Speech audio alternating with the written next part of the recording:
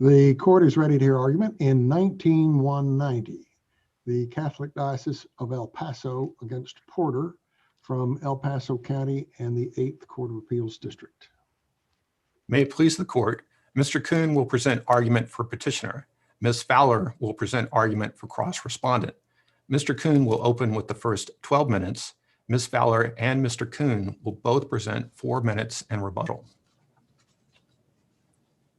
Mr. Chief Justice, and may it please the court. For over 100 years, the San Lorenzo Church in Clinton, Texas has held an annual fiesta.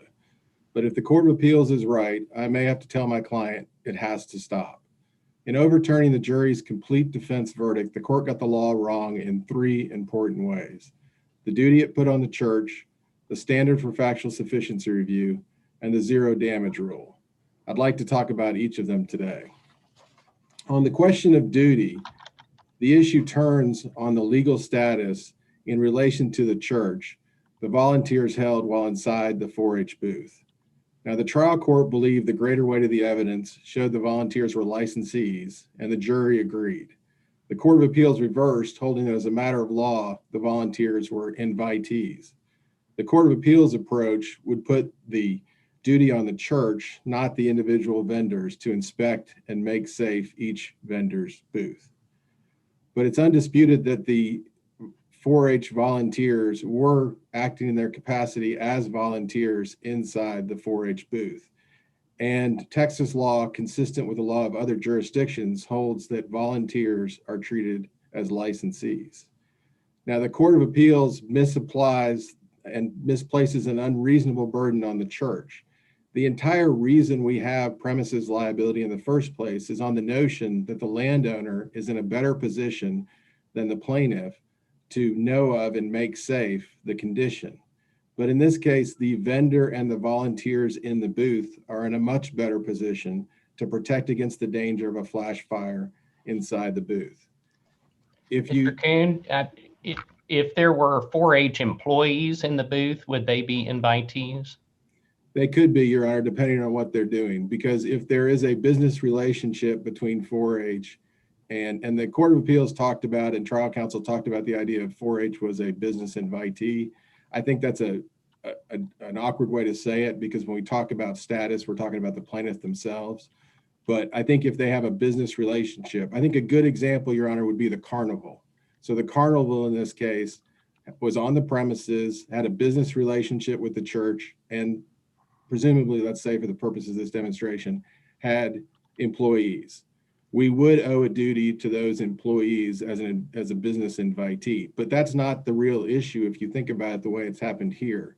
Well, what I'm trying to understand is if there were employees of 4-H and volunteers in the booth, and one's an invitee and one's a licensee, that doesn't seem to fix your problem with that saying that it's unreasonable to put the duty on the church, because they would have the duty with respect to some people in the booth and not others. Well, to be clear, Your Honor, there were no employees in this case. They were all volunteers. Right. That was my hypothetical. Right. No, I understand. But and in this case, right, and what I was going to say is what the Court of Appeals is holding is that the church had a duty to protect the 4-H volunteers from other 4-H volunteers and 4-H equipment. So even if they were employees instead of volunteers, there still wouldn't be a duty. I mean, this case was submitted under the idea of what duty is owed to an employee of an independent contractor.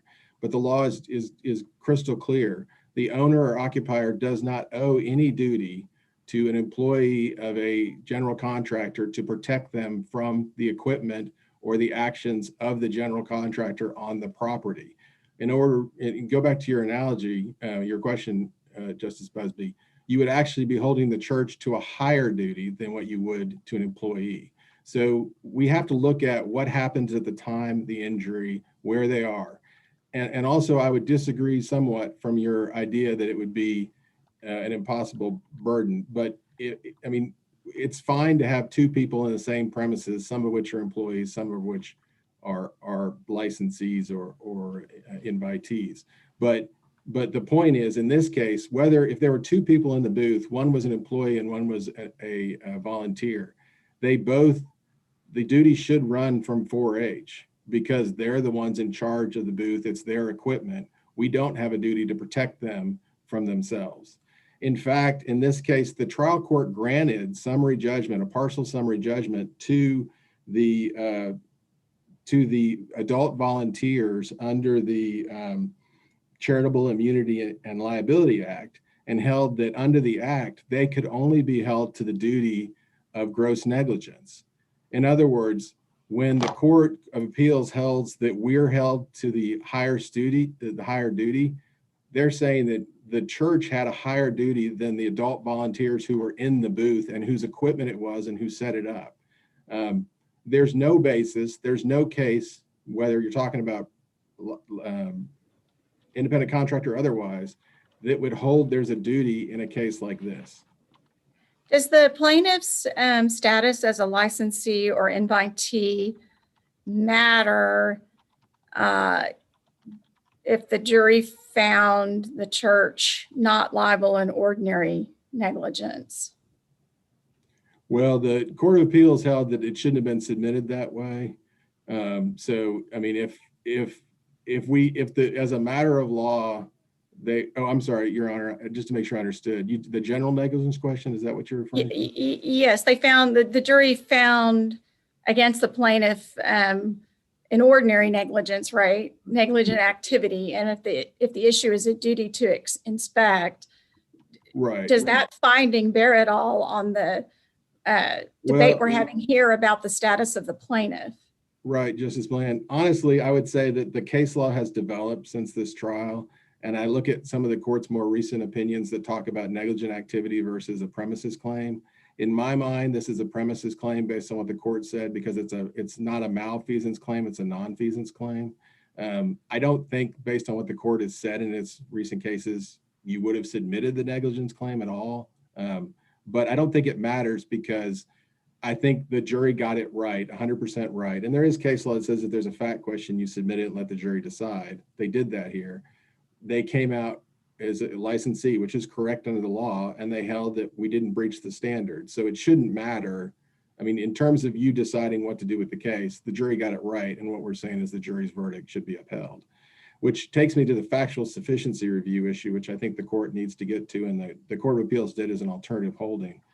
And this was a month-long, hotly contested jury trial with 35 witnesses that resulted in a complete defense verdict.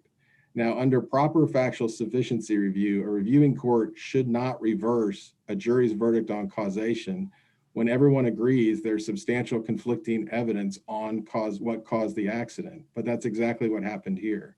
While acknowledging there was ample conflicting evidence, both from experts and from lay witnesses, the court held that it had no choice but to reverse, because it thought that we did not proffer our own, or said we needed to have proffered our own medical expert to respond to Dr. Griswold, who was the treating physician's testimony about the burns. But that's not the way factual sufficiency works.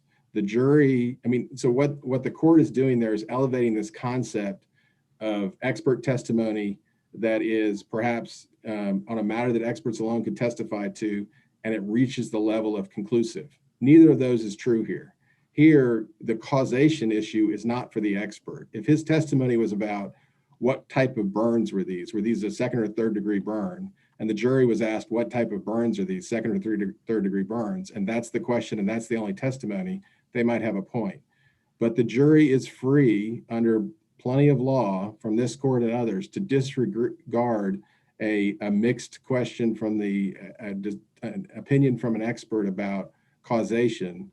And it can accept a lay witness over an expert. And in this case, we had an expert testify about the damages, about the burns, and disagreed with the idea that they were from propane. The final issue I think we have to talk about is the zero damage rule.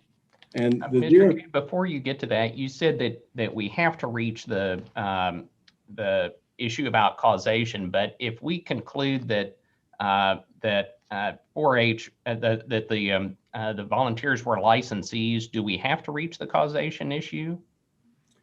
Well, Your Honor, the Court of I would think so. There's two separate issues they decided. if you rule for us on the zero damage rule, you don't have to reach the other issues, but I hope you reach the duty issue because we can talk about it. But if you don't do on the render point, what the Court of Appeals said was because the case was submitted wrong, it has to be resubmitted. So Well, if you I guess what I'm asking is if we conclude that the volunteers are licensees, is there any sufficiency is there any against the great weight point on the licensee standard of negligence? Well, that's what the Court of Appeals did, which we disagree with, but say that the issue of the answer to that question is really a causation issue. And so they think we have to go back regardless. You know, we think that, I mean, in our mind, what the jury could have been doing is just disagreeing that they met their burden.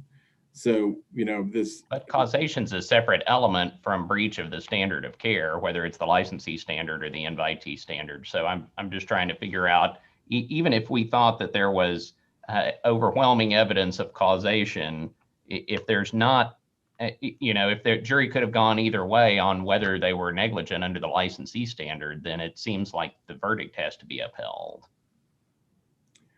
Right. Well, I mean, what the Court of Appeals said was that even if, you know, no matter, it was submitted wrong, so no matter, but causation underlies the finding of liability. And it basically, what the court did was reweigh the evidence and say the jury couldn't have come out with a no liability finding here. So under the scenario that the Court of Appeals set up, they think you would have to address both. But I just want to touch briefly on the zero damage rule, which this court's never addressed. And I realize I'm about to run out of time. But the zero damage rule is that if there's a separate and independent basis for the judgment, I mean, which is the zero damage finding, and the plaintiffs fail to challenge it, it has to be upheld. It's not a question really of briefing waiver. It's an issue of issue preservation and presentation.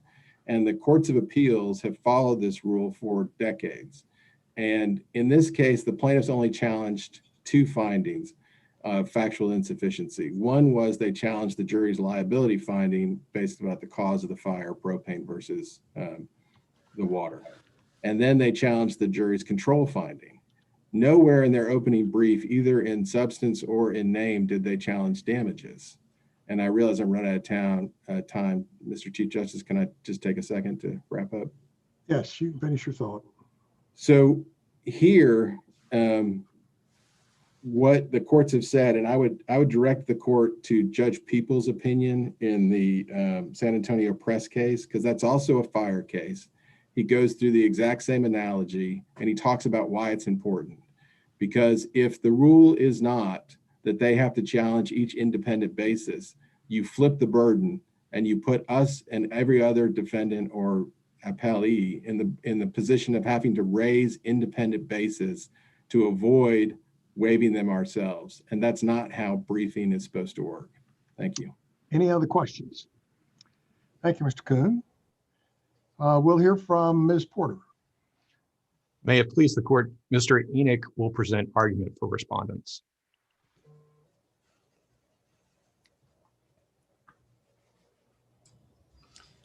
All right, got to get everything started here. May it please the court, I think it would be helpful if I gave the court a brief outline of my argument. I think it'll help it kind of cabin each of the arguments we're about to make. My outline really has two topics. One is that the Court of Appeals opinion reversing as to the church should be affirmed. We have two reasons for that. That the workers in the 4-H booth were invitees as a matter of law. We think the Court of Appeals was correct. And the second point is the trial court instructed the jury not to consider the premises defect question. As Mr. Kuhn has identified, premises defect is a different question than general negligence question, and the jury was instructed not to answer that question if they found that the workers in the booth were licensees. We believe that was incorrect as a matter of law.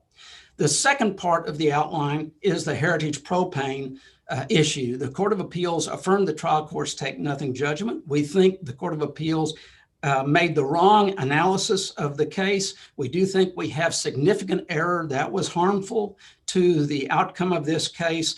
And we believe that that requires the case to be the judgment to be reversed and the entire case to be returned for a new trial. I'd like to address the church at this point. The workers in the booth are invitees as a matter of law. We objected to the question number 3 being submitted. We objected to the improper instruction to the jury on not to answer question 4. As I said, question 4 is a premises defect question. We were entitled to have that question submitted to the jury and answered.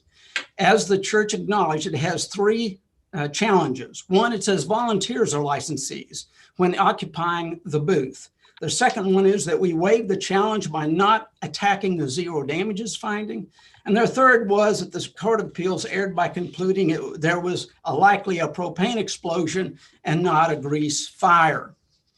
We agree with the CA that there is no logical or legal basis distinction between whether the workers in an organization that is admittedly an invitee or invitees, or whether because they got paid to be there, or whether they volunteers to their organization. It makes no logical or legal distinction. In fact, the church's contract with 4-H acknowledged that the booth would be staffed by 4-Hers, and the church acknowledged that. The key to whether they're invitees or licensees is whether there's mutual benefit being conferred. That's the court's decisions in Motel 6 and Rosas. The Fort Worth court had a very recent decision in 2011 that I think is valuable. If the host paid for the right to use the property, the guests the host invited were invitees. That was a wedding guest who was injured on the premises. And we think that is correct. It doesn't matter if 4-H paid for someone to man the booth or 4-H received the benefit from a volunteer agreeing to man the booth. It had the authority by contract to have that booth staffed. We think it goes with the volunteers. Yes, ma'am. Mr. Nick, what would be the burden on the church if everyone who, quote, staffs any one of these booths is as you describe? Would they have to inspect every booth, every piece of equipment, every propane tank, whether they're complying with OSHA or any other standard? Isn't that an onerous burden? Is that even practical in the way these festivals are usually conducted? Your Honor, under the contract, the church took that burden and in fact exercised the burden. The chairman of the committee that for the church inspected all the tents. He inspected them for safety. He periodically inspected them throughout the festival. And the contract itself requires as a condition that all the safety factors be complied with, subject to the church expelling the participants if they determine that the safety measures are not followed. So I think it's red herring to talk about the duty. Mr. Enoch, along those lines, the Court of Appeals found error in not submitting question 4 predicated on licensee, but did that lead to an improper judgment if in question 1, the jury also found the church not liable in ordinary negligence? Your Honor, on the premises condition, it has to do with knew or should have known. It is not a negligence type of case. It's an omission. I have something on my premises that's dangerous and I don't fix it. And that's not the same question as saying, under the circumstances, did I operate negligently? We think the jury was... The duty to exercise ordinary care doesn't encompass what you're talking about in connection with an invitee on the premises. In other words, isn't the ordinary negligence duty a broader umbrella than the premises duty? Your Honor, I disagree on a premises condition. The argument you could see is that I have set up my stable, my booth, in such a way that I am encountering a grease vat, or I've set it up in such a way that I'm using a propane tank that is faulty, it's defective, it doesn't meet the safety standards, and I set it up that way. And the booth inspector comes by and notices that and walks away. The negligence is what would an ordinary person have done is the question. In a premises defect, should the landlord, should the property owner have been aware of that condition and failed to change it. That's a different question. The jury is never asked, were they aware of it? In fact, if you look at question number 4, it contains the premises liability. That's a different question that would then produce liability, even if the individual handling it was not negligent. So we think that does make a difference to the outcome in this case. And again, the contract of the church took the responsibility for controlling safety, inspection, and reserved the right to kick them out if they weren't being safe. Now, did we waive the liability challenge? The church cites no case after the rules were changed in 1997 that didn't involve a positive finding on liability, where the defendant was found liable, but then a zero damage. Well, we agree that you have to check the zero damage. But when liability is not found, as the Court of Appeals acknowledged, when there's no liability, you have to decide zero on damages caused by that liability. So it's automatic that it would be zero. And in fact, our full briefing goes all elements of negligence. It goes for the act, the negligent act, the proximate cause, and the damages. And in fact, this case began with no dispute of serious injury resulting from this propane explosion that occurred there. So this is not an issue about no damages. This is an issue of, was the church responsible? Was Heritage Propane responsible? Was somebody else responsible for this?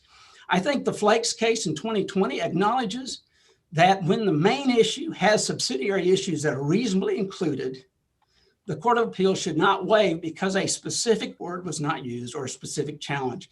But our briefing is replete with injuries. Our briefing is replete with proximate cause. Our briefing is replete with why there's liability. And we agree that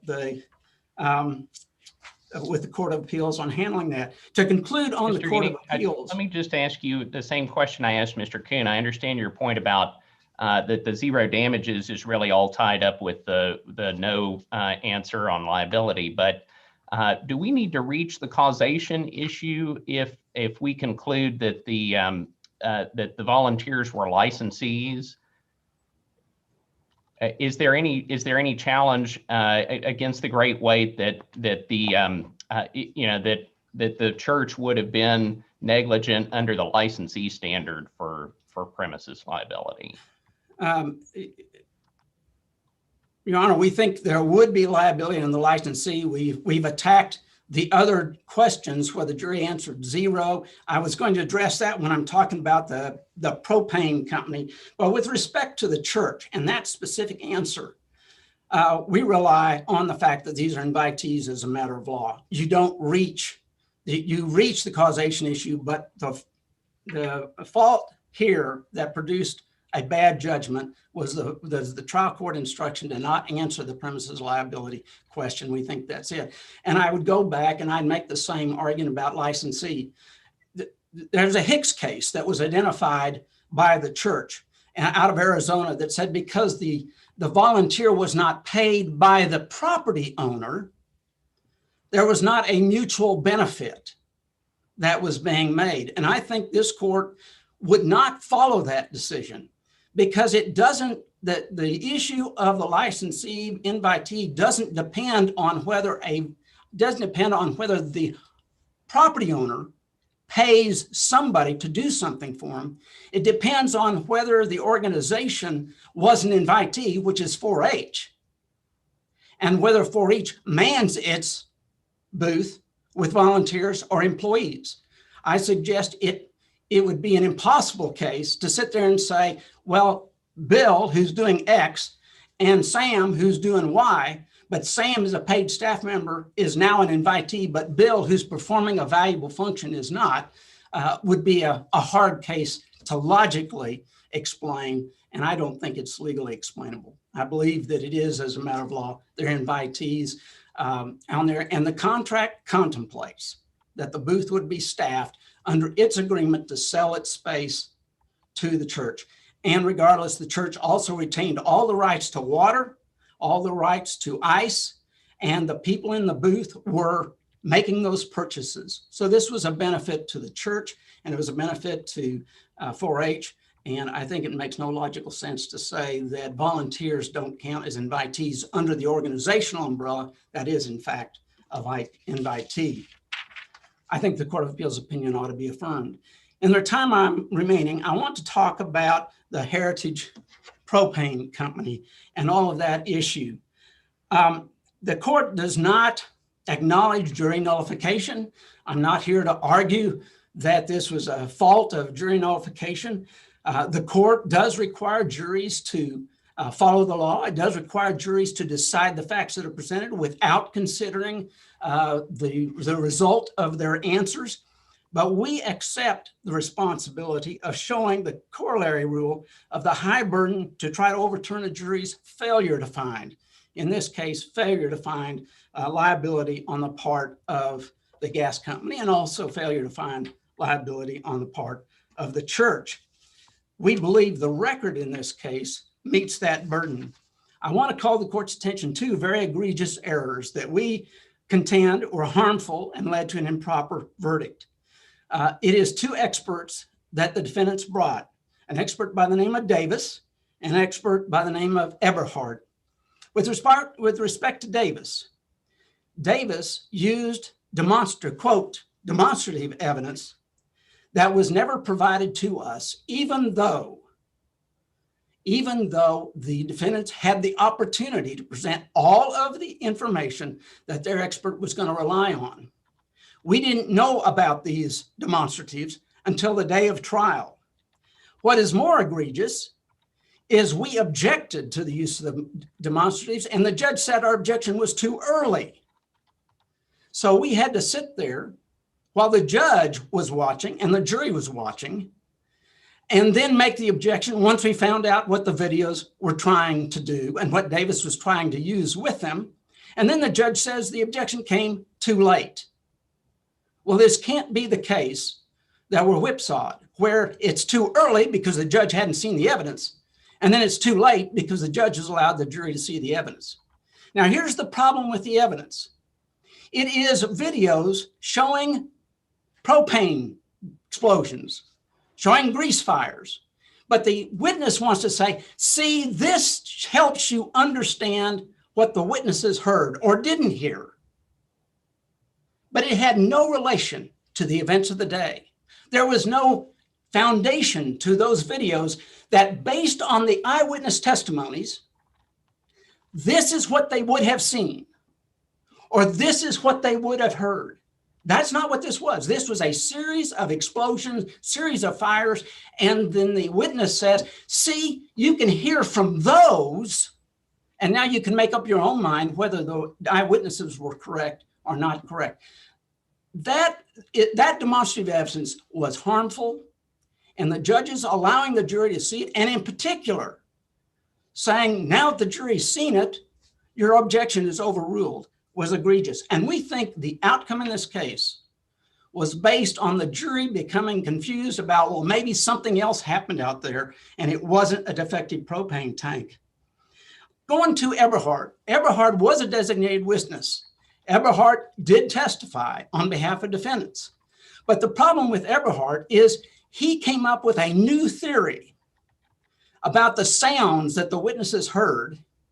And the claim was he was rebuttal to the plaintiff's case.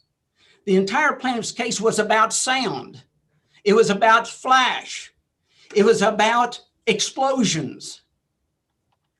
He was not either qualified as a sound acoustician, nor had he in his deposition or even in his designation being designated as a sound acoustician.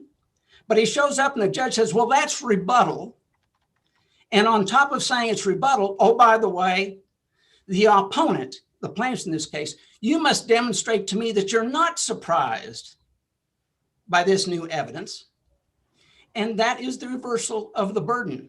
At the time, in the heat of trial, it was the obligation of the defendants to prove that this was not a surprise, even though they conceded it was new evidence. It was their burden to prove it was not a surprise, and they're silent on it. We think the judge reversed it. We think those two problems, those two expert witnesses, had inordinate weight placed on them and we think that produced a bad verdict. We think the Court of Appeals improperly evaluated the weight of that evidence before the jury and its impact. I also call the court's attention to Rule 802, the evidence rule about hearsay. There is a lot of fighting in the briefs about what's hearsay and what's not hearsay in the briefs. And the court is well aware the other side claims this was a grease fire caused by someone dropping ice in the grease vat. I have gone from beginning to end in that record. We objected to hearsay throughout that case. There is no unobjected to hearsay in this case that would otherwise be considered probative by Rule 802. It was all hearsay, and hearsay is no evidence. All of the experts relied on their testimony that someone said at some time that ice fell into the grease and that caused a fire. If all of that is hearsay, it is no evidence. For a second basis, there is no foundation for the defendants to offer experts saying, well, there was a different cause for this fire. And we call that to the court's attention. The bottom line is that we believe the Court of Appeals was correct to reverse as the church and send it back for a new trial. We think the judgment was manifestly unjust because the jury was instructed not to answer the premises defect question. We objected to the hearsay throughout on somebody dropping some ice into the grease. And the results of all of those errors, including the experts, was harmful. We believe the judgment as to the church should be affirmed, and the judgment as to the defendant, Heritage Propane, should be remanded for a new trial. Any other questions? Thank you, Mr. Enoch. Thank you. We'll hear rebuttal. Yes, may it please the court. I want to go directly to the arguments that counsel made regarding the two experts, Davis and Eberhardt. And I also want to spend a second on the evidence that this was a grease fire. First of all, respectfully, I think that counsel has, there were 16 videos showed, 4 showed, and then the plaintiffs objected. It was clear on the record from the beginning that these videos were demonstrations that were prepared for other clients on other issues, and that they were generally representing concepts. The judge at that point overruled the objection. Then 12 other videos were shown, 3 that related to one topic, and the others related to 3 of them illustrated the computer model, and then 9 of them related to, again, work that the company had done for other clients. So this occurred on direct. During this time, during the second set of videos, plaintiff's counsel was writing notes to herself about references. There were 4 references during all of direct to the videos. 1 to fog, once to ice, once to a sound, and once to pressure. You'd have pressure even in a non-explosion event. No objection was made. Then 48 minutes of cross occurred. No objection. Only at the end of 48 minutes was there an objection made. At this point, there were only draconian measures left for the court. First, they asked for a mistrial. And this is in the record, 17 reporters record 153 to 155. Second, they asked for strike all the videos and all of the experts' testimony. And then thirdly, they asked the court to instruct the jury to disregard all references to the videos. And I might point out the videos are not here. So the court can't really tell what impact the videos had. But this is an instance of too late.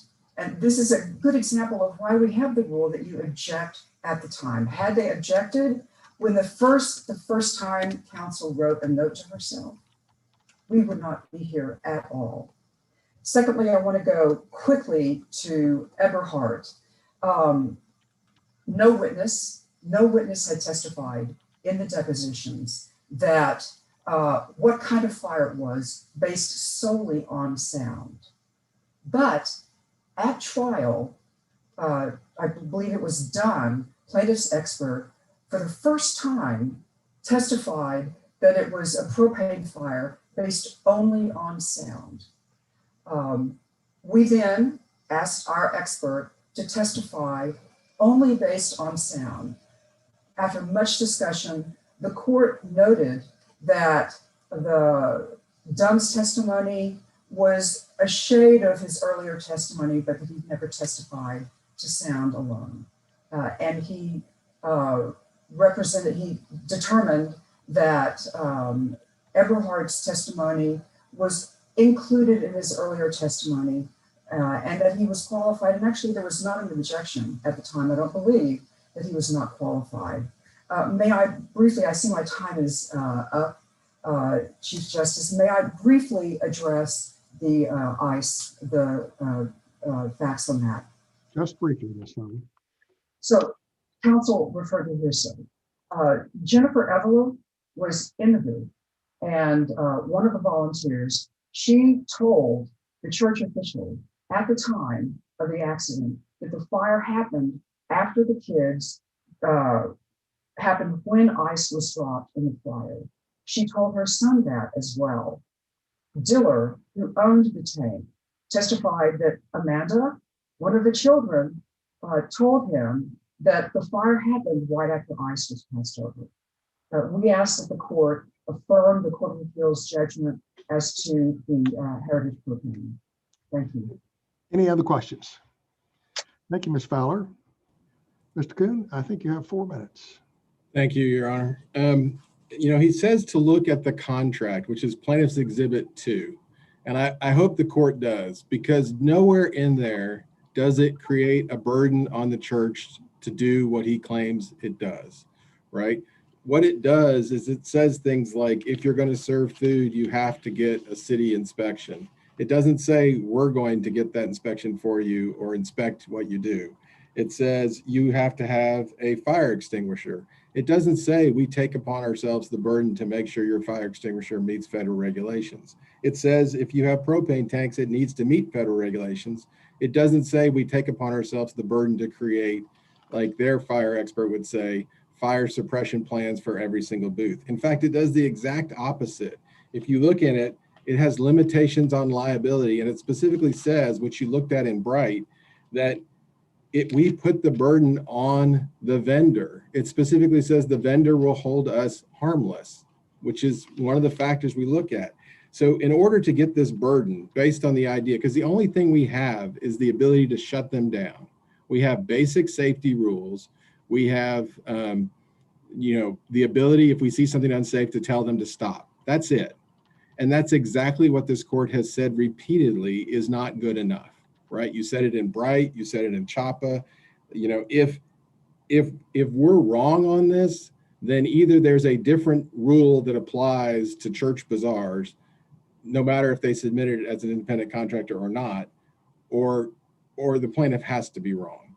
I wanted to talk just for a second about why the jury might have done what it did. Obviously, our argument was that this ice was dropped in. Now, the Court of Appeals, when it addressed this argument about closing argument, said it's possible the jury just found you didn't meet your burden, which is true. But beyond that, if you look at the testimony of Ziegler, and this is in the record, he's at, I wanted to give you the site to not make you search for it. And I should have had it, sorry. It's 11 Reporters Record 184 and 185. And we asked him in cross-examination, there's been this testimony about DeJuan Porter passing an ice chest over the hot grease in the funnel cake. I want you to assume that testimony will show that Danielle Ivey told DeJuan Porter not to pass the ice or water over the funnel cake. If she disregarded that instruction, do you believe she would have been negligent? Their expert said, I'm not sure. I don't know what degree teenagers would be negligent and that sort of thing. I don't know how that would work. Question, assuming the testimony here was the fire was caused by ice or water being dropped into hot oil, do you believe her actions would have been approximate cause of the injuries that sustained her and the other young people sustained in the booth? Answer, could be the cause, but I don't know again about the negligent issue. That's exactly what the jury did here. You can look at what the jury did. It agreed with us on causation. It did not want to hold or did not find that anyone was negligent, which is perfectly reasonable for it to have done. The last thing I want to talk about is this benefit to the church. There is no benefit to the church. They were paid a flat fee. It didn't matter if there were volunteers or employees in the booth. We were paid the same exact amount. There's no evidence that we benefited at all from having volunteers. The last hypothetical I would give you is you can imagine if HEB agreed to let the local cheerleaders have a car wash on the corner of their lot, and the cheerleaders actually paid them $50 for the use of their water. Has HEB assumed the duty to make sure that the ladder they use meets federal regulations, or the water they use is not too hot, or the detergent they use isn't abrasive? No. The duty has to be properly placed, which was not done here, and it needs to be reversed. Thank you. Any other questions? Thank you, Mr. Kuhn. The case is submitted. The court will take a brief recess.